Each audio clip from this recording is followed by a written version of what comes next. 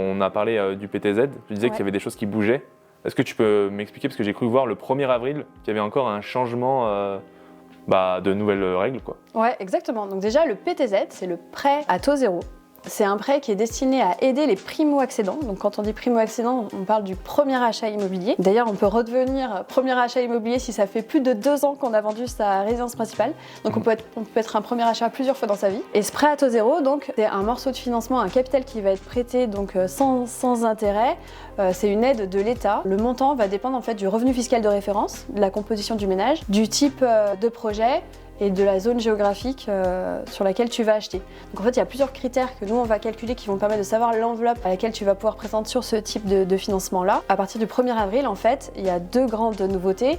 C'est que au niveau des zones géographiques, ça a vraiment été augmenté pour que tous les projets neufs puissent être financés partout en France avec un prêt à taux zéro. Et le grand retour qu'on attendait, c'est le prêt à taux zéro pour la maison individuelle, donc en construction du neuf, qui avait disparu depuis l'année dernière. Donc en fait, tous les projets de construction, tu ne pouvais plus de maison individuelle, tu ne pouvais plus avoir de prêt à taux zéro.